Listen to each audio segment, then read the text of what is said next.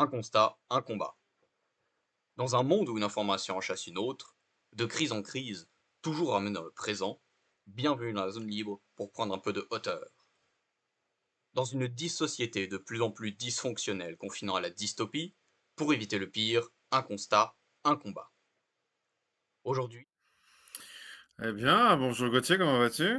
Ça fait longtemps? Eh bien, bonjour David, c'est la première fois que nous partageons une Ah oui? onde. J'avoue que je suis un petit peu tout tremblant, je sors de ma zone de confort, mais bon, c'est un peu plus dépanaillé qu'avec Flavie d'habitude, mais on va Mais, quand même essayer de débroussailler l'actualité. mais Flavie est tellement sérieuse qu'elle est en train d'étudier les sujets qu'elle va traiter après et qu'elle m'a Ouais. ordonné de venir vous parler d'un sujet que j'ai un peu étudié, même si la presse en réalité est assez peu exhaustive. Peut-être tu peux nous faire le chapeau, d'abord peut-être nous dire un peu de quoi on va parler aujourd'hui. Et puis Alors, après, moi j'enchaîne tout de suite sur l'Allemagne qui est le gros morceau de feu et lumière de ce soir. bah, de toute façon, si tu es sorti de ta tanière, c'est forcément pour parler du truc important, l'Allemagne. Je tiens à préciser, donc tu veux parler de l'immigration en Allemagne. Je n'étais pas au courant avant de venir. Donc, c'est pas moi, j'ai rien vu et je suis pas d'accord. Voilà. Après, on va parler bah, tout simplement des balles qui font l'histoire. Il y a celles qui visent Kennedy, il y a celles qui visent Trump. Elles n'ont pas le même impact, on peut dire. Et puis après, on parlera également des nouvelles équipes de von der Leyen et nouvelle équipe de Barnier, puisqu'on semble s'acheminer vers une connaissance du nouveau gouvernement. Bon, s'il y Voilà. a acceptation, s'il y a acceptation, Oui. j'imagine. Bon, mais allez, on commence chez les Schleux. Bah, Je en fait, t'écoute. les cheveux, pourquoi le sujet est important? D'ailleurs, pourquoi tu n'en as pas entendu parler pourrait être la question. Ben, parce que ça va un peu à l'encontre de tous les discours ambiants et on a l'impression que cette thématique de l'immigration revient partout. Il y a encore 2 semaines, Le Figaro titrait un article véhément expliquant que l'immigration était de toute façon quelque chose d'incontrôlable sur lequel on n'avait aucune prise. Apparemment, l'Allemagne est plus souveraine et plus soucieuse de ses électeurs, étant donné que les récentes défaites du part de la coalition au pouvoir l'a fait prendre des actions. Donc, sous couvert de risques islamistes et je reprends les termes de la coalition, d'un manque de place dans les écoles, d'un manque de place dans les hôpitaux, l'Allemagne a décidé ce lundi et a déployé des gens de reprendre le contrôle de ses frontières. Bon, elle conditionne cela à que Frontex reprenne les frontières extérieures, mais tant que Frontex ne sera pas assez puissant, l'Allemagne a décidé de reprendre le contrôle de ses frontières.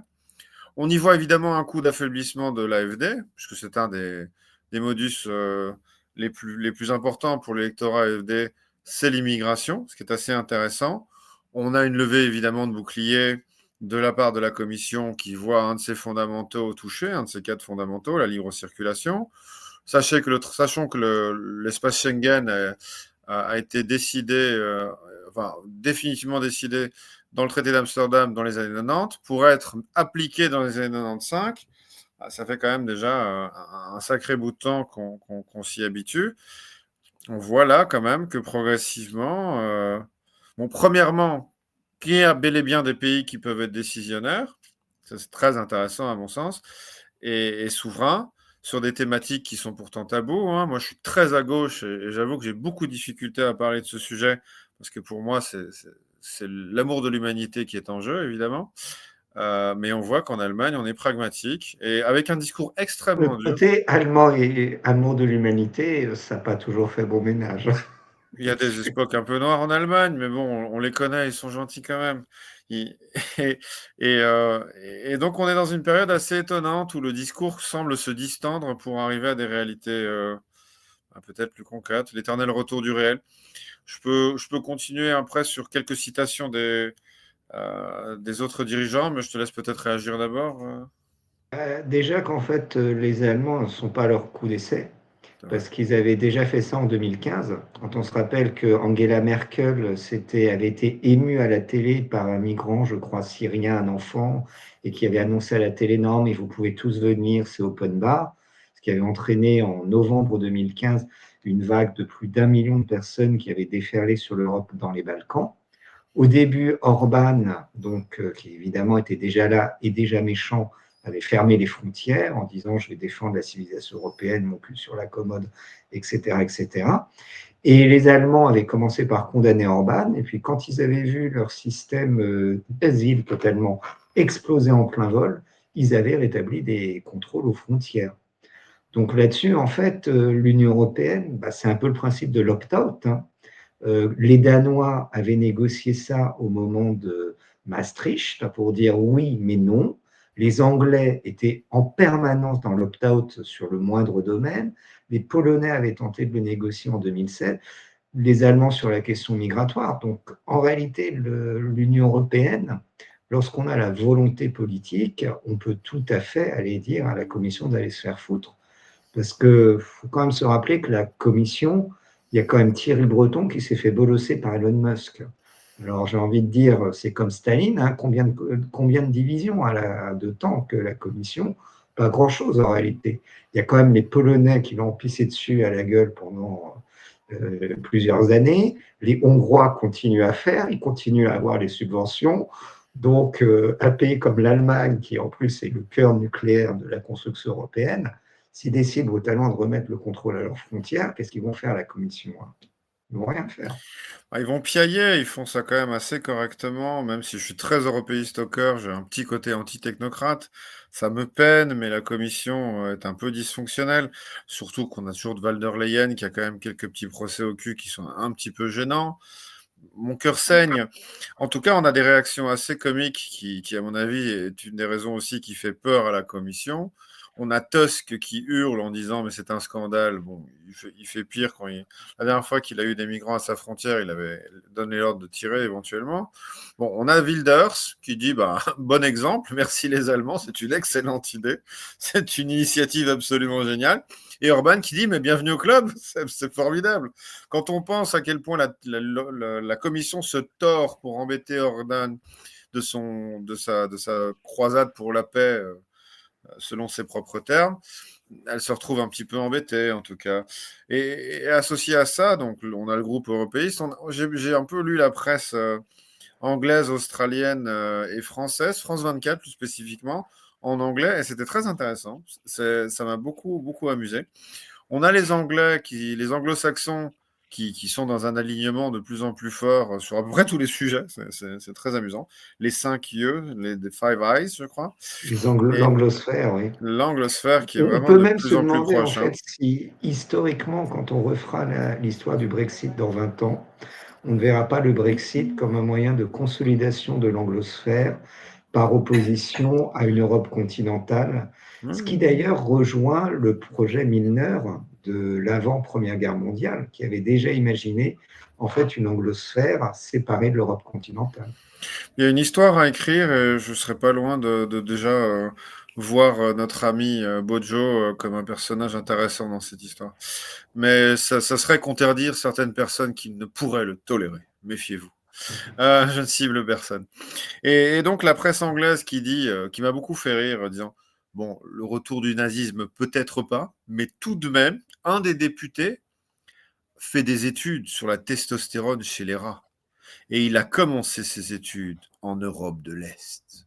Oui, d'accord, il est biologiste, on est content, Un mais il fait député peur, quoi. allemand ou un député Allemand, anglais? AFD, Ah oui, allemand. AfD. Et donc, on a une diatribe extrêmement dure avec les mots classiques de c'est des gros Ceci nazis. étant, ceci étant, il n'a pas totalement tort, puisque on rappelle que Ratzel, qui était le géographe allemand qui a inspiré le Lebensraum, du moins son disciple Haushofer, avait commencé à étudier les vers de terre. Donc, on ne sait jamais où ça. Rappelons-nous également le rapport McKinsey, il s'intéresse sur les abeilles et pas sur la sexualité des jeunes filles. On ne sait jamais où ça mène, hein, la Ah, passion pour tu, les tu m'in- animaux, et surtout les petits animaux. tu m'inquiètes énormément parce que je réduis la politique à l'entomologie, donc on est mal barré, je dois m'inquiéter sur mes conditions. Donc on a les Anglais qui nous sortent la grosse timbale de méfiez-vous, les bottes vont grincer. Et plus étonnant, assez étonnant, sur France 24, il y avait un discours mais vous savez, il n'y a rien d'anormal là-dedans. C'est le cas en France, c'est le cas en Italie, c'est le cas dans de nombreux pays. Et les Allemands font valoir leur souveraineté et il n'y a aucun problème. Donc je ne sais pas si les Français, le groupe élitaire français aimerait bien se glisser dans la faille. En tout cas, ce qui m'a surtout marqué, c'est la différence extrêmement marquée entre les deux discours. Je ne sais pas ce que tu en penses. De toute façon, moi je pense qu'on est en plein double langage permanent sur la construction européenne, puisque les élites disent toujours il faut plus d'Europe. Même Barnier, à des moments, a commencé à critiquer la Commission. Et je crois qu'on a toujours un petit peu un effet trouble où on se dit que notre pays est le seul qui en fait respecte les directives européennes. Alors qu'en réalité, depuis une dizaine d'années, je crois que chaque pays, c'est un peu les rats qui quittent le navire, essaye, et ça a toujours été le principe de la Commission européenne. Moi, je me rappelle quand j'avais traduit The Great Deception, qui était l'histoire de l'Europe vue par les Britanniques jusqu'en 2005, ça se terminait par de toute façon, il y a un pays qui a fait chier tout le monde, qui a toujours piétiné les autres pour défendre son intérêt national de la construction européenne, c'est la France. Et ils avaient des arguments à faire valoir. Donc je crois qu'en fait, c'est la foire à l'hypocrisie, l'Union européenne, que chacun se présente, il y a un discours officiel, notamment à destination du peuple, de dire oui, nous faisons la construction européenne, nous respectons les directives, machin truc, notamment parce que ça permet de discréditer les oppositions anti-européennes populistes, qu'elles soient de droite ou de gauche d'ailleurs. Et puis, en scred, ils font tout le contraire de ce qu'ils disent. Moi, je pense qu'il y a un peu de ça quand même. Mais mon cœur européiste reste dans l'idée qu'après une chamaillerie, il y a la réconciliation. Et je sens que nous allons le pied ferme vers cette belle Europe. Enfin voilà, ma petite mission pour vous parler de l'Allemagne se termine. De toute façon, je pense mon bon Gauthier, on aura d'autres épisodes pour parler de cette belle Europe qui se construit devant nos yeux. Et je laisse place. Mon féminisme va s'exprimer et je laisse place définitivement à une femme, évidemment. Excellente soirée à tous. Auf Wiedersehen. Auf Wiedersehen. Flavie. Bonsoir Gauthier. Bon, on ne pouvait pas s'exprimer en même temps pour divers petits problèmes techniques sur lesquels nous n'allons pas nous étendre. Donc, je n'ai pas pu participer malheureusement à cette discussion. On s'embouillait. Certainement, et je ne t'ai surtout pas entendu, toi, Gauthier. Donc, eh bien. Alors, c'était pas intéressant. C'était pas grave, je le réécouterai. Ce que je peux peut-être ajouter, oui, en effet, c'est que c'est marrant que tout d'un coup, ça devienne.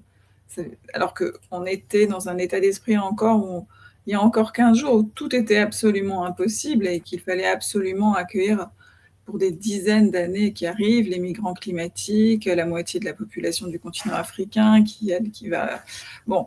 Et d'un coup, l'Allemagne a le pouvoir de casser ça, en arguant, entre autres, que Frontex ne serait pas assez puissant. Mais on a tout fait pour rendre Frontex totalement impuissant ces dernières années. Je renvoie nos auditeurs au témoignage du dernier directeur de Frontex qui a un nom d'origine corse. Qui a rejoint la liste du Rassemblement national. Si Ou alors c'est le deuxième mot, je ne sais plus laquelle. Enfin, de liste d'extrême droite, il n'avait plus le choix, le pauvre. Après, de toute façon, ça c'est quelque chose qu'on entend souvent à Frontex, hein, c'est l'idée de l'impuissance complète. Oui, c'est quelque chose qui n'est pas dit en on, qui est dit en off, mais je crois que quelqu'un qui est fonctionnaire à Frontex, dans la plupart des cas, eh bien, et voit par rapport aux masses migratoires qui vont être provoquées par les différents phénomènes de déstabilisation des sociétés, notamment africaines, qu'ils ne voient pas trop comment ils les arrêteront et comment on peut arrêter de telles masses en restant dans l'état de droit. Parce que c'est ça qui est très important. Il faut se rappeler que dans les années 2000, il y avait une forme de sous-traitance de gestion des flux migratoires, notamment en utilisant la Libye. Le verrou libyen, ça date d'après, c'est arrêté au moment de la mort de Kadhafi. Voilà, le verrou libyen, il y a aussi le verrou tchadien. Donc, parce que concrètement, pour gérer les phénomènes migratoires, les décideurs de l'Union européenne, on peut penser aux travaux de Gameltoft Ranson sur l'industrie migratoire, ont compris qu'on ne peut pas le faire en Europe en respectant l'état de droit. Donc, du coup, on avait placé les verrous en Méditerranée du Sud dans des régimes qui ne respectaient pas l'état de droit. Alors, la question du droit, elle est très, très complexe. Encore une fois, comme je dis souvent, il faudrait une émission pour la traiter. Tellement d'émissions à faire. Non, mais parce que l'état de droit, voilà, en l'état actuel de l'état de droit, on ne peut pas. Moi, je pense on peut aussi, je ne suis pas juriste, hein, mais on peut aussi se servir du droit pour dire qu'on ne peut pas. Et moi, je pense à quelqu'un qui fait souvent des tribunes dans le Figaro qui s'appelle Jean-Éric Schuttel. Un mécontent qui t'envoie un message là-dessus. Je suis désolée. Je conseille nos auditeurs d'aller googler ce nom, Jean-Éric Schuttel, S-C-H-O-E-T-L, qui vous décrit en détail, en effet, le saucissonnage européen sur cette question qui fait que tout est à peu près impossible, en effet. Mais il vous explique aussi qu'en fait, on peut rendre impossible quelque chose qui, en réalité, est possible. Alors, voilà, on ne va pas aller plus loin. De toute façon, il y a toujours une question. Moi, je pense que tout ça, c'est absolument un débat idéologique. C'est-à-dire, ceux qui veulent arrêter l'immigration vous diront que c'est possible, ceux qui ne le souhaitent pas plus que ça vous diront que c'est impossible. Je pense que c'est aussi simple que ça. Le droit est une volonté politique, ça c'est clair. Et d'ailleurs, je t'interromps. Je voulais juste dire un dernier point, puis après on change de sujet. Mais si je te laisse dire. Non, c'est bon. Oui, je voulais parler rapidement d'un article du Conseil d'État, du Figaro sur le Conseil d'État que j'ai retrouvé là, qui avait été publié en début d'année, dont on avait parlé dans l'émission, et qui dit clairement que le Conseil d'État, comment dire, parce que c'est pareil, c'est très compliqué, c'est des phrases extrêmement alambiquées. Donc je vais juste lire le chapeau, ça va être plus simple. Le dispositif des refus d'entrée, qui avait été rétabli en 2015 pour lutter contre le terrorisme, ne permettra plus le refoulement aux frontières de la France, des étrangers entrés irrégulièrement sur le territoire de l'Union européenne. Donc il a limité le dispositif aux frontières intérieures, rappelant qu'il devait s'inscrire dans le cadre d'accords bilatéraux, prévoyant que les pays voisins reprennent les étrangers ayant transité sur leur sol. Sachant que, voilà, c'est pour ça, c'est sans fin en fait. C'est même comique à quel point c'est sans fin et à quel point... parce que tout ça, c'est après les déclarations de Darmanin sur les OQTF. Moi, les OQTF, je vais tous les raccompagner. Juste après, on a ce genre de décision du Conseil d'État. Donc en fait, d'ailleurs, ça fait des années que ça dure, hein, des grandes déclarations politiques. Ça a commencé depuis 1979, l'arrêt Gisti, qui a été le premier par le Conseil d'État, justement, à en fait, gêner les expulsions d'immigrés dont les cartes de séjour à l'époque avaient été périmées. Le Conseil d'État existe, entre autres, grandement pour ça, pour contrer toute velléité politique. Bon, après, le Conseil d'État est aussi le relais des instances européennes en France, du Conseil de... le CGUE. De toute façon, moi, j'ai toujours admiré, pour avoir un petit peu étudié les arrêts du Conseil d'État, j'ai toujours aimé les talents de contorsionniste des mots. Ah non, il faut relire 10 fois le paragraphe, parce qu'entre les négations et les contre-négations, au bout... Oui, et puis surtout comment ils changent leur jurisprudence. Moi, le moment où j'étais super fan du Conseil d'État, c'était quand ils avaient remis en cause l'arrêt Benjamin de 1930 sur justement la liberté d'expression dans des manifestations publiques.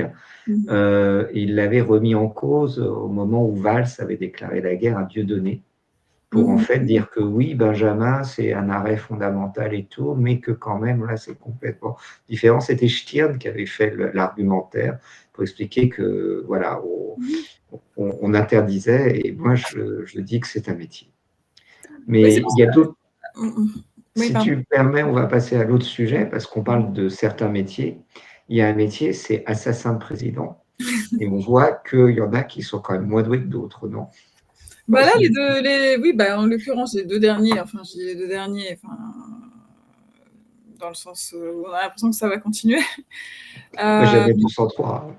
Voilà, exactement. Mais je trouve qu'ils ont un point commun, Je vais être un petit peu cash là, c'est qu'ils ont l'air un peu débiles, enfin un peu des pauvres types. Un peu simplet.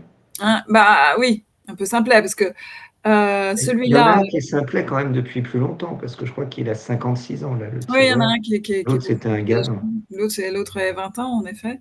Et celui de 56 ans, être simplet comme ça à cet âge-là, c'est quand même un problème de cerveau limité.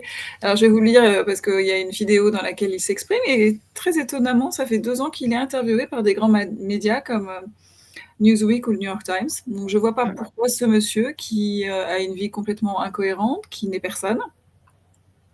Donc, c'est assez étonnant qu'on lui accorde autant de visibilité. Des quarts d'heure de 2 gloire ans. warolien. Bah, ce qui est étrange, c'est que moi, alors pareil, ne rentrons pas dans la conspiration du tout, je n'ai aucune conviction de rien. Mais je trouve bizarre que ces tueurs solitaires, on retrouve quand on cherche un peu qu'ils ont été interrogés par 2 fois par des grands médias américains, que le jeune de 20 ans était apparu dans une publicité pour BlackRock. Ils sortent pas complètement de nulle part. Alors, ça me fait un peu penser, ça fait un peu Lee Harvey Oswald et ses copains. Comment il s'appelle celui qui a tué Lee Harvey Oswald 2 jours après. Et alors, qu'est-ce qu'il avait dit? Alors après, ça veut dire, ça ressemble, hein, ça ne veut pas dire que j'ai une quelconque conviction, je sais toujours pareil, c'est que voilà, c'est purement comme ça un commentaire. Je trouve qu'on n'a absolument pas de preuves pour dire quoi que ce soit, sauf des faisceaux troublants, comme on dit, faisceaux d'indices troublants. Alors, oui, il s'appelle Ryan Wesley South. Il vient de Caroline du Nord originellement, mais il vit à Hawaï. Et alors, le discours qu'il tient, c'est confondant de Disneylandisation, quoi.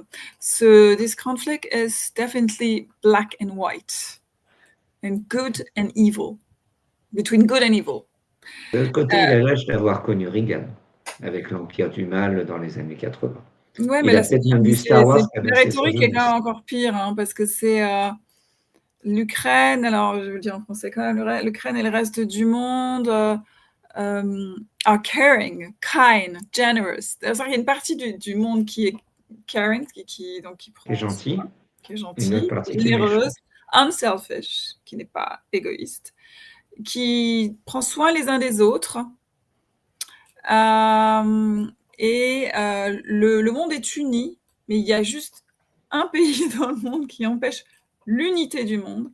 Eh ben ça, c'est une bonne nouvelle, parce que je pensais que les Chinois aussi nous faisaient chier, la Corée du Nord et l'Iran. Non, là, pas un mot sur tous ces pays. We feed each other. On se nourrit les uns les autres. And we move forward as a collective whole unit. Donc, nous allons vers un gouvernement global, j'imagine ce qu'il veut dire, enfin en tout cas une unité collective globale. Et c'est la Russie qui ne veut pas se saisir de ce concept, elle le refuse. Et and it blows my mind. Ça le dépasse. Ça le dépasse. Alors, ce monsieur qui a des cheveux à moitié blonds et à moitié bleus, c'est pas très original non plus. C'est original. Mais qui est doté d'un AK-47, j'y connais rien en armes, mais ça, c'est une arme. Après, c'est un Américain. Un Américain, c'est exactement ce que j'allais dire, voilà.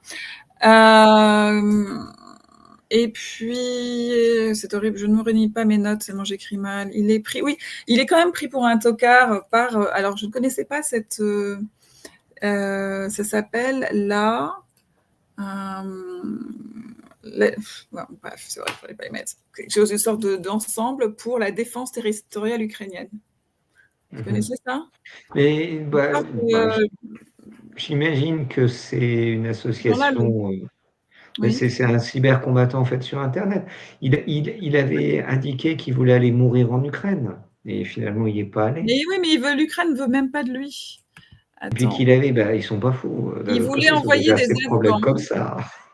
Il voulait envoyer des Afghans en Ukraine aussi, des Afghans qui voulaient fuir. Oui, c'est ça, il avait une équipe d'Afghans qui allait envoyer dans. Bon, je pense que c'est quelqu'un qui. Non, mais c'est juste un tocard terminal, c'est ça que je trouve marrant. Enfin, incroyable, c'est qu'on lui accorde autant d'importance. Bon, après, il a tiré. Il a quand même essayé de tuer un candidat à la présidentielle. Mais pourquoi le Newsweek et New York Times l'ont interviewé? Moi, je veux comprendre, tu vois. Mhm. quand même, là, il y a un truc qui ne... Voilà.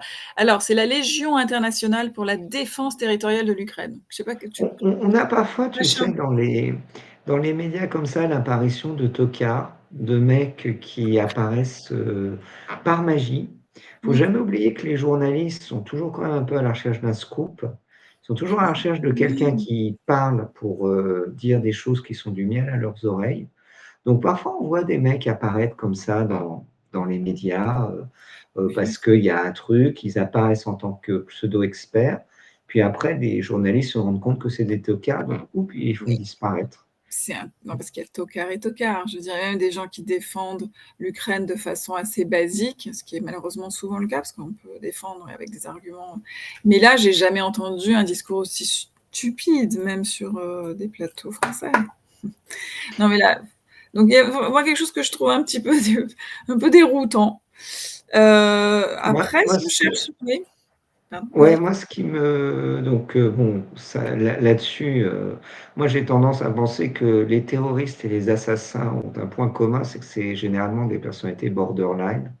Donc, c'est vrai que tout est un petit peu bizarre, et puis que comme on est dans une époque où n'importe quoi laisse une trace sur Internet, on veut toujours, parce qu'ils ont tout simplement des vies incohérentes. Il y a Trump là qui semble avoir été un petit peu beaucoup plus offensif. Moi, j'ai trouvé que lors de la première tentative d'assassinat, j'ai envie de dire, parce que là, il a carrément dit que c'était les mots de Kamala Harris et de Joe Biden qui avaient poussé la personne vers cet acte. Alors que j'avais Lesquels, l'impression bah, que lors dans du ces cas-là, oui, premier. bah, c'est vrai qu'ils appellent. Je ne sais plus qui avait dit qu'il était temps d'éliminer Trump. Je crois que maintenant, ils ont. Ça, c'était Biden, mais C'est c'était ambigu. avant. Est-ce que Ouais. Nancy Pelosi l'avait pas prononcé aussi? Elle est encore vivante, Nancy Pelosi. C'est vrai qu'elle a pris un petit coup de vieux ces derniers temps. Elle doit ressembler un petit peu à Brigitte Macron. Hein. Ouais. Ouais, mais alors, tout ça pour dire que j'avoue, je ne sais plus où va la campagne américaine. Ah, Parce que c'est tellement over the top ce qui se passe. Non, mais c'est comme en France, ça devient comme une énorme comédie grotesque. On est à l'opéra comique, quoi. Hein. Ouais. C'est plus l'opéra, c'est l'opéra comique. C'est Oui, vraiment. enfin, c'est l'opéra comique avec quand même des tirs de balles, quoi. Oui, bah oui, bien sûr. Bon, pour l'instant, il l'a même pas effleuré. Il a Non, même. là, il a raté. Là, l'USS Service a eu l'air de faire son boulot. Mais j'ai l'impression qu'il a renforcé sa protection quand même. Je Non, ce que je voulais comprends pas ajouter, c'est pourquoi. qu'a priori, sur sa fiche Wikipédia ou même sur l'article de Libé que j'ai lu, il aurait voté Trump en 2016. Et en 2020, il aurait voté Bernie Sanders parce qu'il trouvait que Biden était vraiment complètement sénile. Donc c'est pas non plus, c'est très bizarre parce qu'il y a un discours sur l'Ukraine qui suit les démocrates américains, mais sinon il aurait aussi tentant à être aligné sur les propos de Tulsi Gabbard et l'Américain d'origine indienne Ramaswamy. Donc j'ai l'impression que c'est pas très cohérent dans sa tête, mais voilà, il y a ces éléments-là qui sont aussi un peu étranges. Oui, tout Bon, va moi, bien. je pense qu'il ne mérite pas plus de 5 minutes de passer sur cette personne. Enfin, c'est une personnalité sans intérêt, mais c'est. Voilà, il se retouche. Enfin, je ne sais pas comment fonctionne. C'est ce que Joseph de Maistre disait, l'histoire est faite par des scélérats. Et qu'en fait, l'histoire manipule les scélérats. On voit un petit peu un personnage de ce type. Est-ce que tu as regardé l'article là de l'historien qui, Mais, depuis 1981, s'amuse à prévoir les élections, donc Alan Lichtman, le alors, oui, prophète. je voulais juste aussi, voilà, peut-être aussi, juste avant de parler de ça, c'est.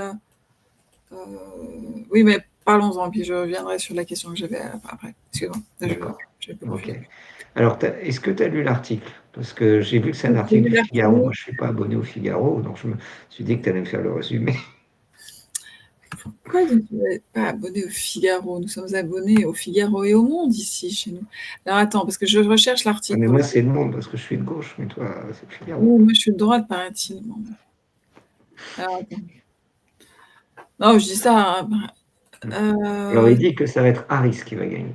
Oui, mais malheureusement, je recherche l'article. Là, évidemment, je ne trouve pas. Il dit que c'est Harris qui va gagner. Alors, il paraît que c'est quelqu'un qui ne se trompe jamais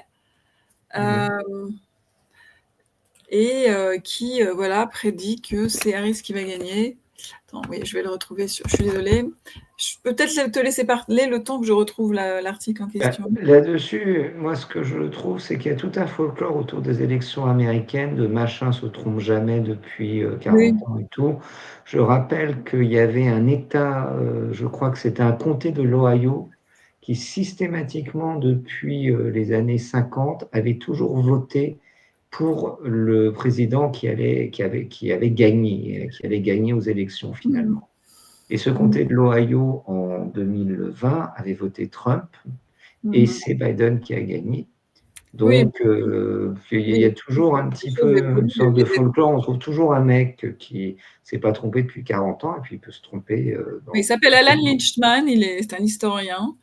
Et alors, depuis quand il ne se trompe pas? Depuis 80. 80. Voilà. Donc, bon, très bien. Et là, en fait, pourquoi il opte pour Kamala Harris? Parce qu'il a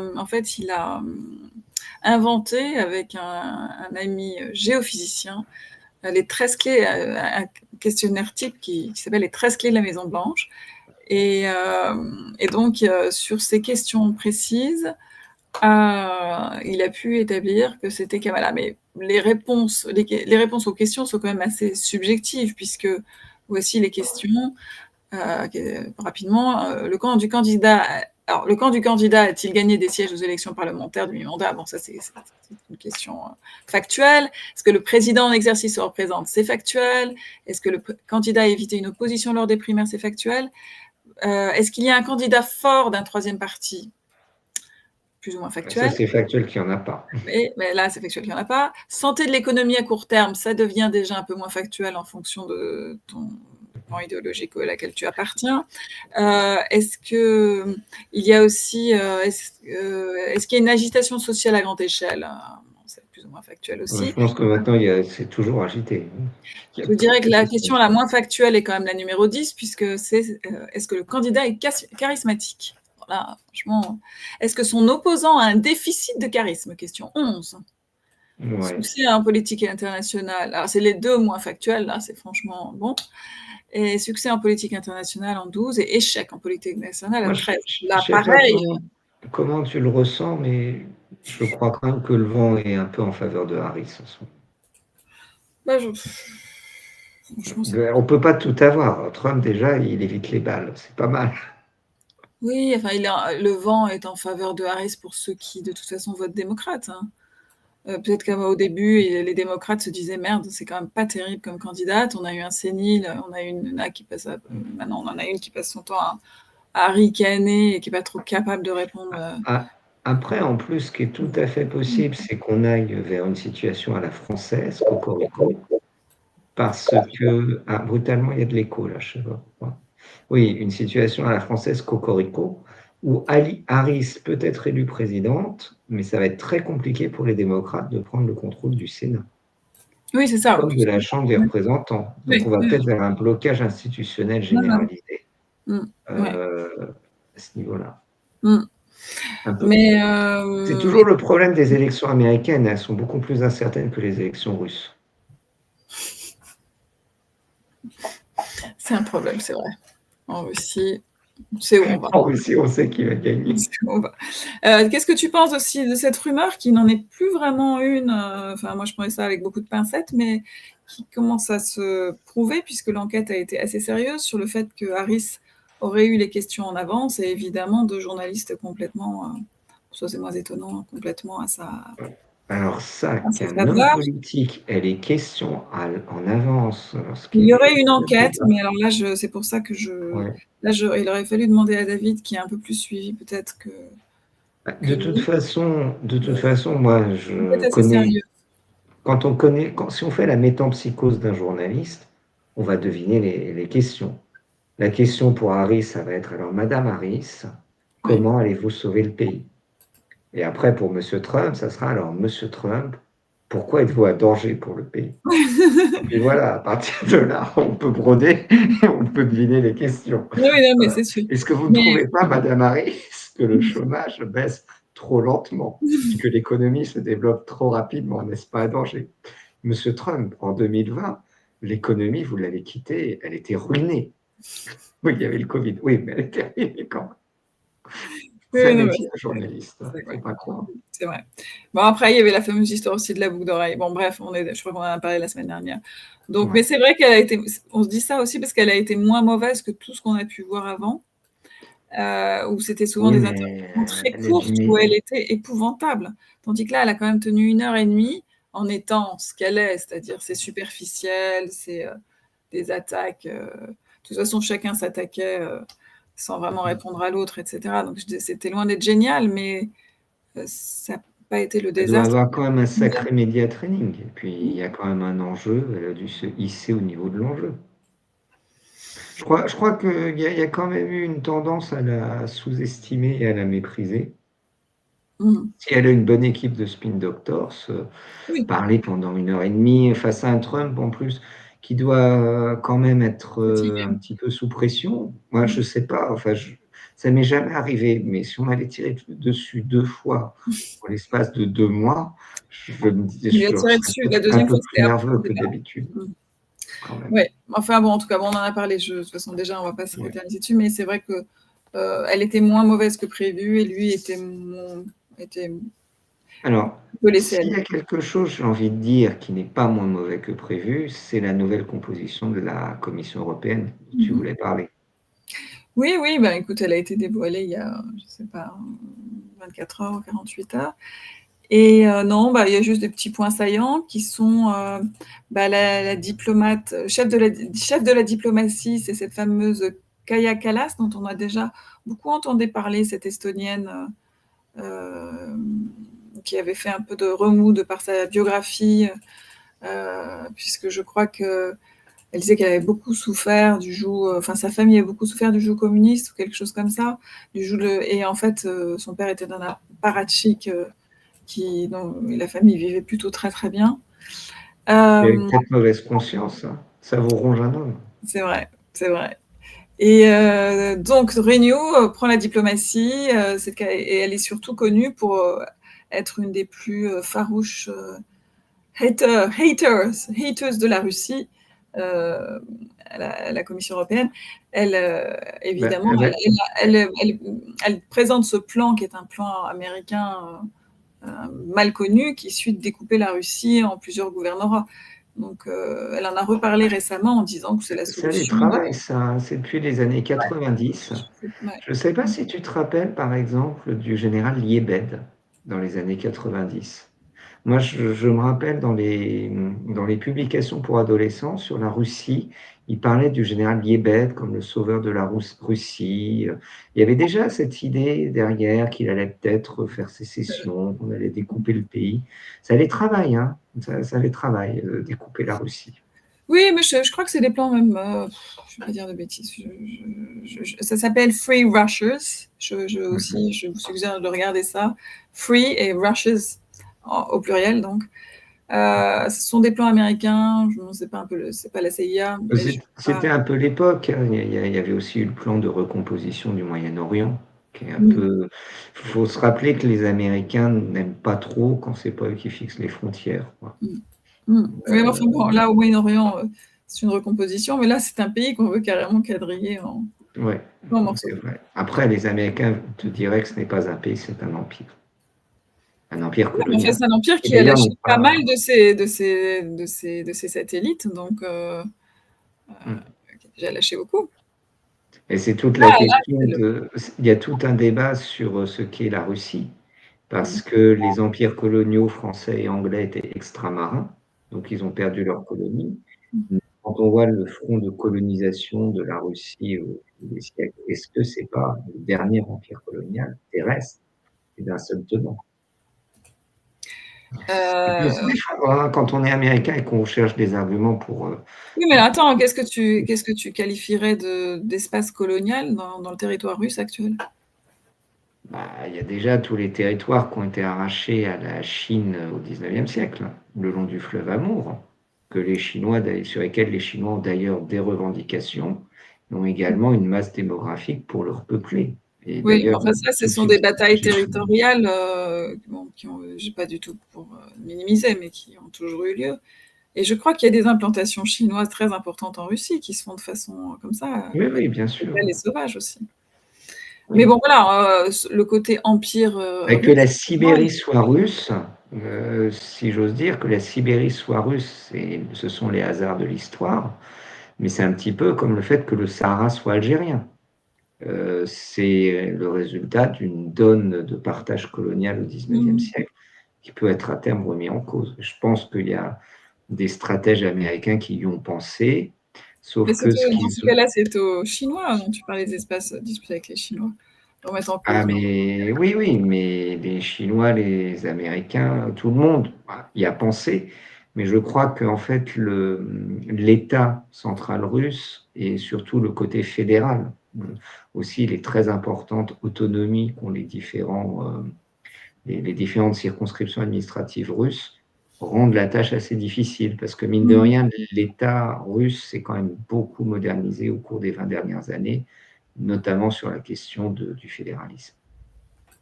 Mmh. Bon, Voilà. sujet Ça complexe. nous amène un petit peu loin de Oui, un petit l'élection, peu loin. de Alors la justement, Commission oui, européenne. Ouais. de l'équipe. Alors moi, moi les points saillants pour moi et après je te laisse la parole, c'est notre Stéphane Séjourné, recaser, alors, son reclassé, alors je ne sais pas quel est son titre exact, mais bah, il reprend le poste de Thierry Breton de toute façon, hein, qui La s'entendait. planification industrielle, c'est ça? Alors ça s'appelle maintenant prospérité et stratégie industrielle. C'est quand même un poste de grande ampleur pour un C'est un peu comme le homme. ministère de l'amour. Ça, juste le bonheur est une idée neuve. Bientôt, ça va être le ministère de la prospérité, du Non bonheur mais et de l'industrie. il est Ça il va est vraiment resté faire il est que... resté combien de temps ministre des Affaires étrangères, qui ne savait pas même pas parler, même pas s'exprimer? Ça a duré combien de temps? Bon, 6 mois à peu près.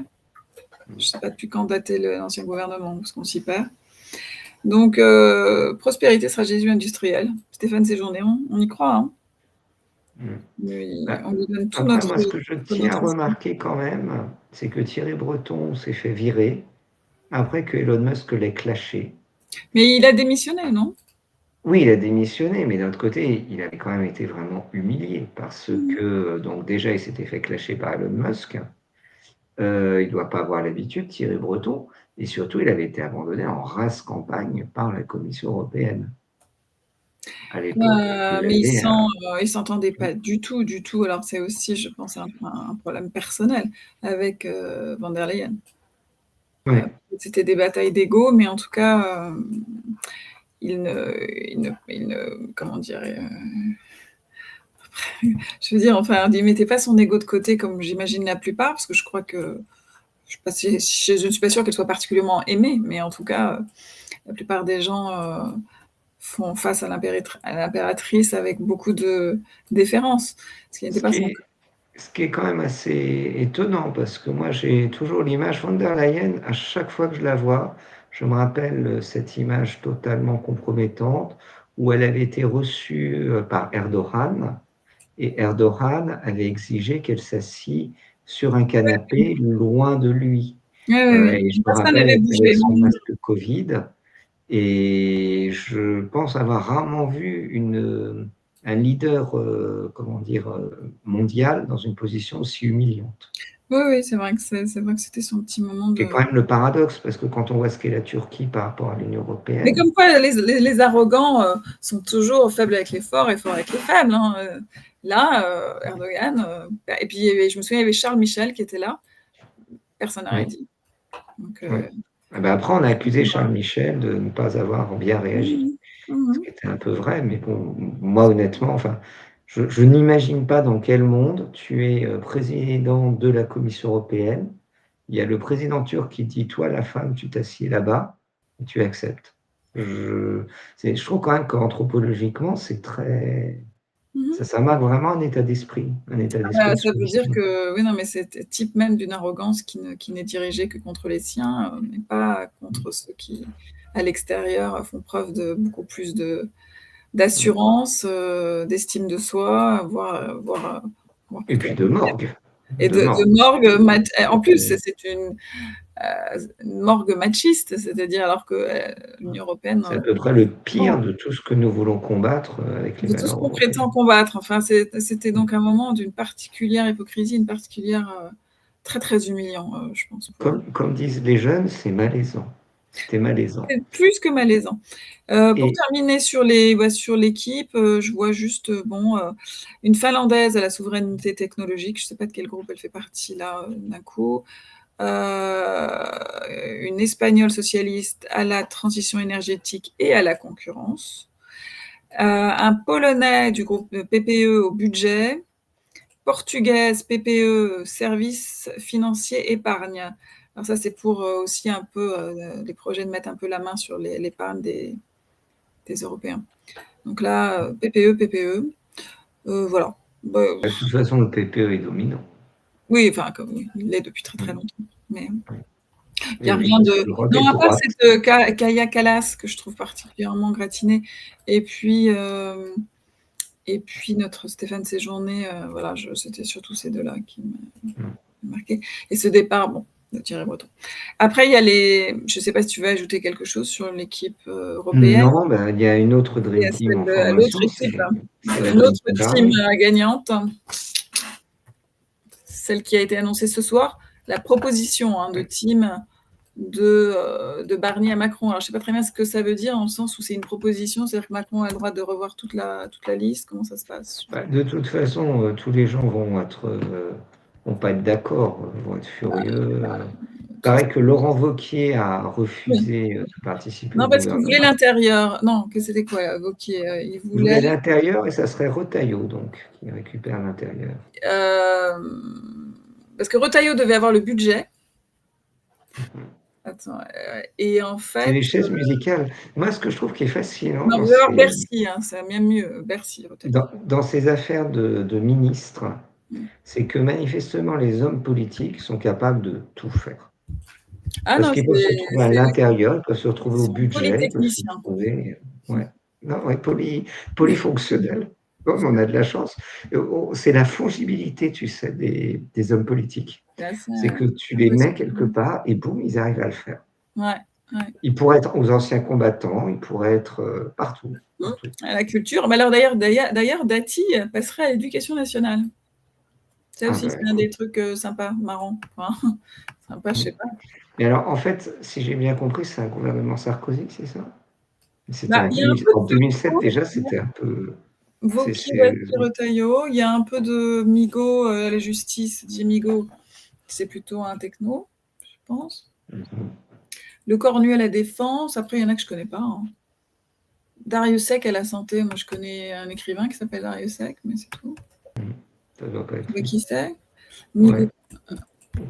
Enfin, ça fait quand même un gouvernement, je sais pas. Ça m'excite pas. Là. Bah non, c'était pas attendu d'être excitant. Didier Migaud, président de la commission des finances. Didier Migaud, il n'était pas à la Cour des comptes à l'époque. Oui, premier président de la Cour des comptes. Voilà. Oui, premier président de la Cour des comptes. C'est le mec qui fait toujours des rapports pour dire qu'il faut faire des économies. Donc c'est assez raccord avec ce qui nous attend.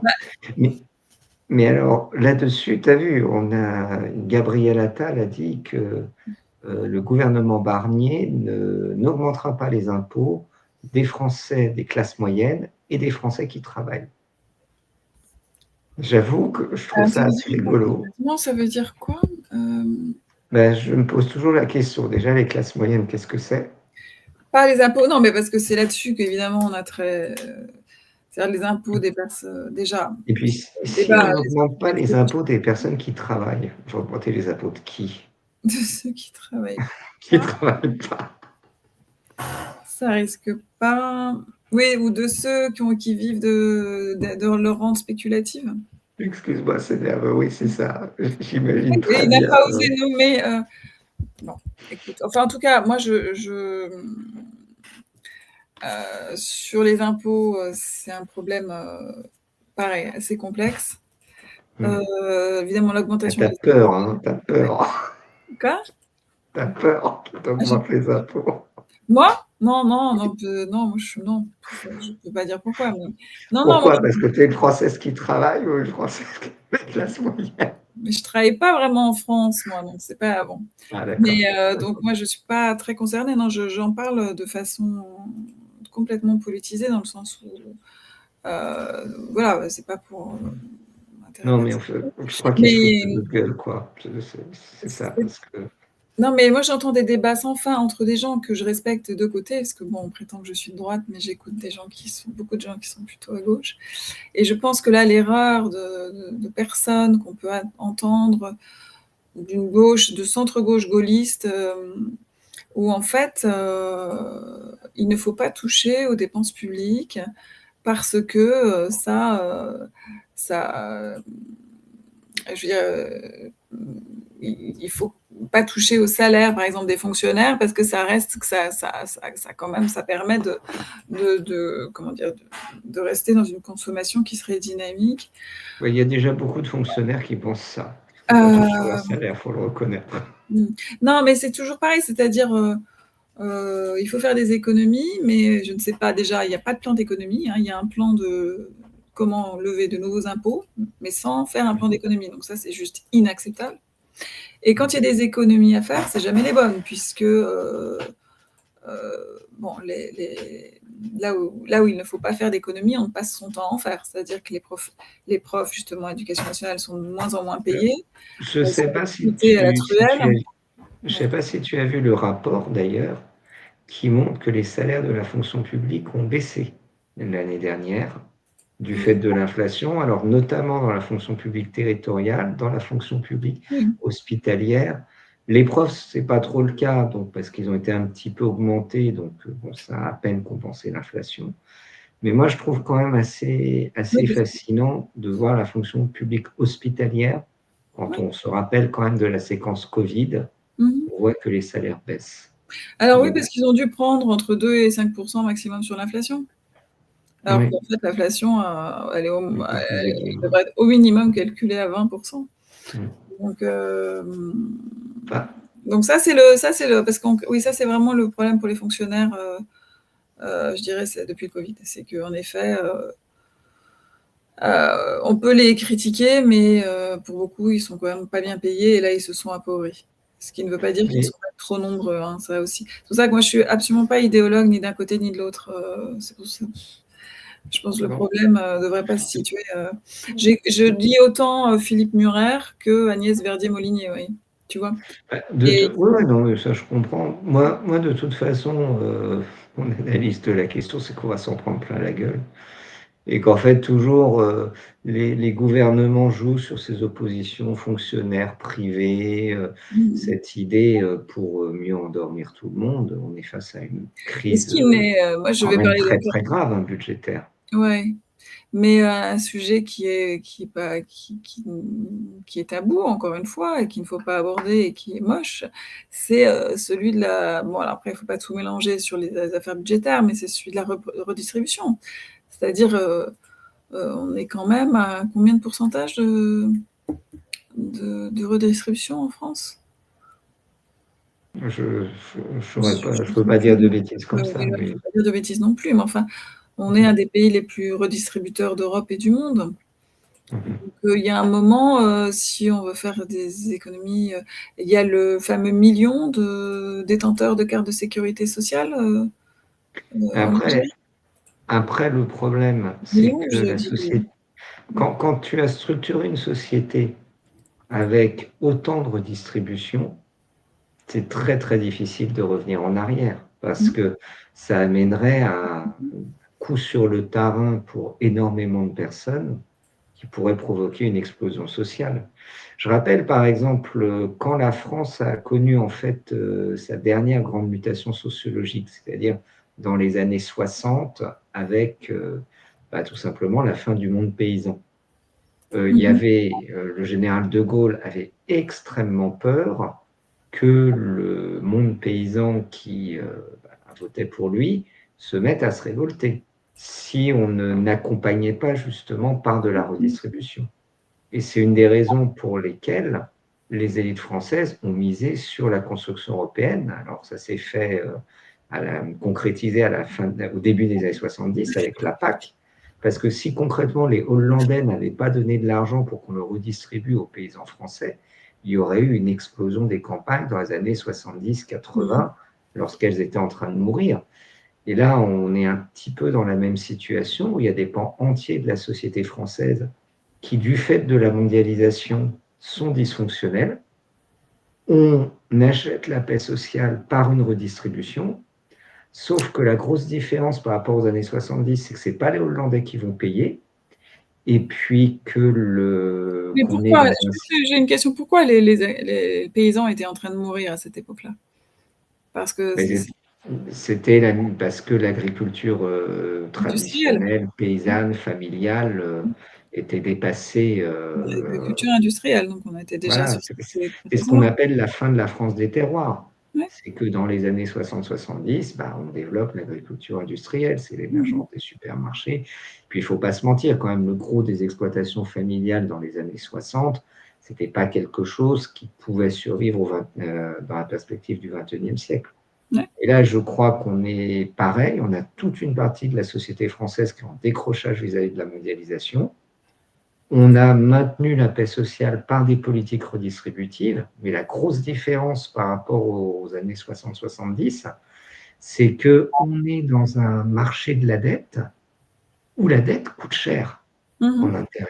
Puisque la dette est sur les marchés avec des taux d'intérêt, et c'est les taux d'intérêt de la dette qui sont aussi, il n'y a pas seulement la dette, mais le taux d'intérêt. Voilà, les taux d'intérêt qui sont très élevés, et en fait, globalement, l'État français est dans une sorte de course à l'abîme, puisque à l'heure actuelle, justement, face au dysfonctionnement de plus en plus important de la société lié à la mondialisation, on a, à travers français, tendance à mettre une surcouche de fonctionnaires.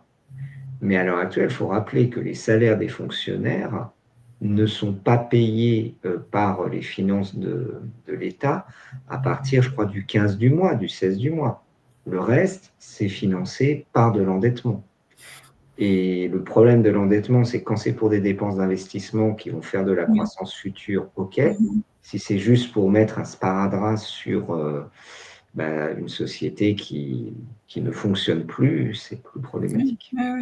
Oui, parce que aussi la redistribution est là pour pallier le fait que l'économie ne fonctionne plus pour rémunérer toute la population, pour leur donner un emploi ou pour, en tout cas, pour faire fonctionner les choses de façon saine. Parce que, bon, alors après, il y a un débat sans fin aussi sur savoir qu'il y a un nombre peut-être important de chômeurs ou de personnes au RSA qui pourraient prendre des emplois. C'est encore autre chose. Oui, le gros problème, c'est que quand les salaires ne permettent pas de vivre sans la redistribution, ce qui est le cas de beaucoup des salaires nécessaires pour faire tourner les métropoles, on estime qu'il y a à peu près 20% des salaires qui, en fait, ont des rémunérations structurellement trop basses. Donc, soit on prend des immigrés clandestins pour les faire, puisque eux, ils ne peuvent pas vraiment se défendre, on peut les payer au noir et comme ça baisser. Et en complémentarité, ils ont de la redistribution sociale. C'est ça, c'est-à-dire que l'idée, c'est que si vous avez une aide sociale et que le reste, vous travaillez au noir, finalement, vous en sortez mieux qu'un Français qui va être rémunéré avec un salaire très bas. Le salaire médian est autour de 1007. Donc, ça peut être entre le SMIC et 1007, à travailler 8 heures par jour, alors que peut-être une personne en situation irrégulière peut... je sais qu'on peut toucher des aides sociales même en étant en situation irrégulière, mais c'est un tel nœud, je ne suis pas plongée sur tout ça. Mais à travailler en noir et en touchant des aides et toucher la même somme, voire plus. Donc tout ça aussi. Et je pense que le vrai problème, c'est pourquoi le travail n'amène plus une rémunération décente. Là encore, moi je ne suis pas nostalgique de la France du général de Gaulle, mais dans les années 60-70, une seule personne pouvait travailler et faire tourner un ménage, nourrir une famille. Désormais, c'est totalement impossible. Alors, on dit que le fait que les femmes soient rentrées sur le marché du travail aussi a créé des compétitions sur le marché du travail. Mais ça devrait... Mais ça, c'est un long débat qu'on ne va pas ouvrir. Non, bien sûr que non. Non, mais je cite juste Agnès Verdier-Molinier qui nous dit que notre modèle social nous coûte... les phrases sont de moins en moins bien tournées dans les articles journalistes, même des grands médias. Quelquefois, elles ne veulent rien dire. Notre modèle social nous coûte 300 milliards d'euros de plus par an par rapport à nos voisins européens. Je ne suis pas sûre que la phrase soit très claire. Mais bon, voilà.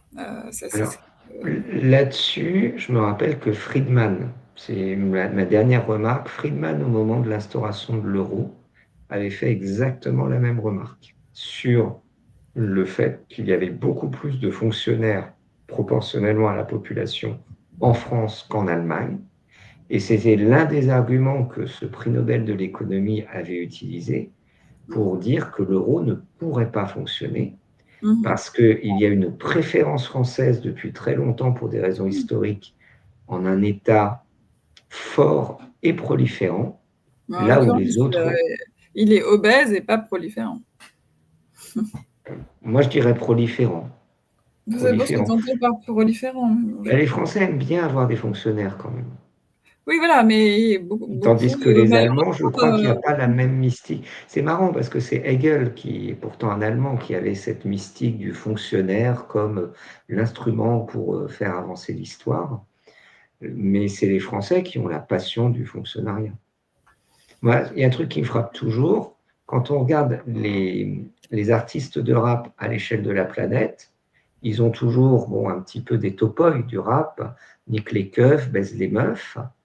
Et il y a une particularité du rap français, c'est qu'ils disent toujours « et l'État doit venir nous aider ». Et ça, je pense que ça montre à quel point il y a une passion du fonctionnariat en France, alors que les rappeurs allemands et américains, ça ne leur viendrait pas l'idée de dire « il faut que l'État vienne nous aider, il faut qu'il y ait plus de fonctionnaires ». C'est pas très rap, hein, c'est pas très rock'n'roll. C'est pas très... Oui, il y a un petit côté. Voilà. Bon. Non, mais alors, oui, juste, peut-être, après, on a assez vite dérivé de la composition de cet éventuel nouveau gouvernement. Mais c'est vrai qu'il est très à droite pour certains. Je ne connais pas tous les profils, mais ce qui est assez étonnant, c'est qu'on voit un gouvernement qui est quand même assez à droite. Donc, Moi, j'ai une pensée émue pour tous les gens qui ont le cœur à gauche et qui ont voté NFP pour faire barrage au Rassemblement national et qui se retrouvent avec un gouvernement de droite. Ça va être grandiose les prochaines élections présidentielles. Ouais. Bon, allez, écoute, Flavie. On arrête là ? J'espère qu'on sera toujours là à commenter. On se marrera bien. En 2020. C'est quand les prochaines présidentielles déjà ? 2027 ? Ah oui, un peu de temps. Ça va être long. Ah bah ça, c'est sûr que quand il est passé en deuxième mandat, je me suis dit, ça va être très, très... Heureusement qu'on sera en bonne compagnie, parce que sinon, sans toi, je ne tiendrai pas. Oh.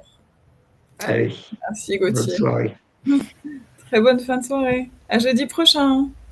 À jeudi.